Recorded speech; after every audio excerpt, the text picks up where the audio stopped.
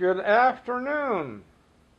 Congratulations on the 75th anniversary of the San Luis Yacht Club.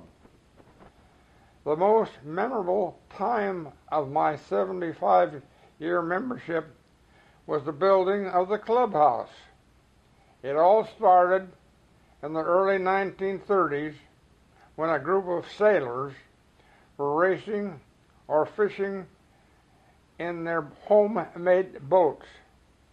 It was determined that a group should be formed and named the organization the San Luis Yacht Club. The club members gathered monthly in homes to determine the course of action.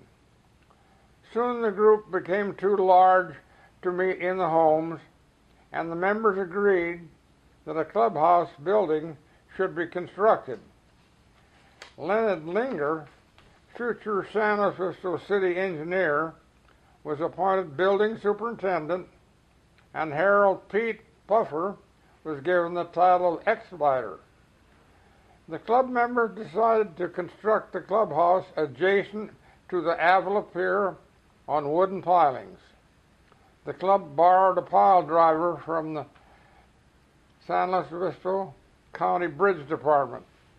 Puffer, the expediter, discovered that the club members could purchase eucalyptus trees in Los Osos and trim these 48 trees into pilings.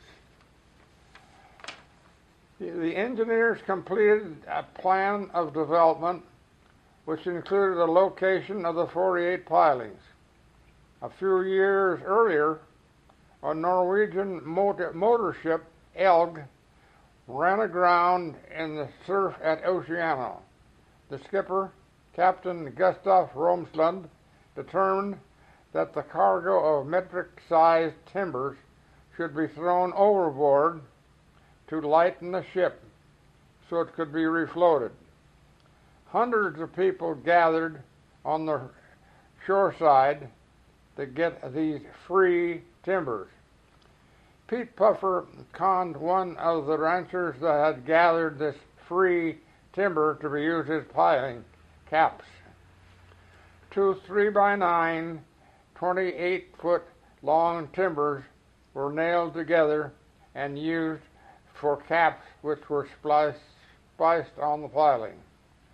Next, there was a need for floor joists. Our expediter Puffer purchased two used leaky redwood tanks from the San Luis Obispo Water Department. These tanks had staves 3 by 6, 12 feet long, and they were placed on caps to support the floor. The clubhouse was started with only $100 in the bank, and now the club treasury was $0. Mrs. Ernest Vollmer mentioned that she would be pleased to loan the club $175 for construction against her husband's advice, who thought it was poor investment. But she had her own money as she was a McAllister. The club then purchased the 1x6 material for the subfloor and installed that on the floor joist. Next, there was a need for 2x4s, so good old Pete Puffer found another deteriorated redwood tank with 2x8 clear all-heart redwood staves, which were ripped to 2x4s, used for the studs, plates, caps, and fire blocks. The club still had some 3x8, 3x9, 28-foot timbers on hand, and conned a local architect to design the roof trusses, which were soon assembled. The roof was constructed of 1x8 number 2 ponderosa pine V rustic. The composition shingles were being installed one Sunday morning until about 2 p.m. when a pleasant Pismo Beach breeze alerted the roofers, and one of the members who stated, "We worked for months with no relief or time off. To hell with it. Let's go sailing."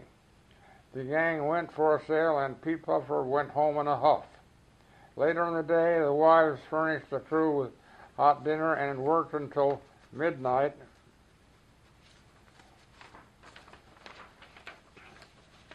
roofing the structure.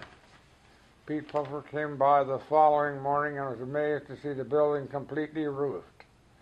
The Roberts Hotel in San Luis Obispo was a massive wooden structure located where the Fremont Theater now stands. Puffer conned the demolition contractor out of the old 1x10 clear redwood siding, which the members removed and installed on the clubhouse framework. There was a need for window and door frames for the structure, which was built by the crews on Sunday at the San Luis Lumber Company. Pearl Harbor and the Navy moved into Avila Beach and leased the skeleton clubhouse. Upon conclusion of the war, the building was returned to the club, and many club war veterans were assigned the task of finishing the structure.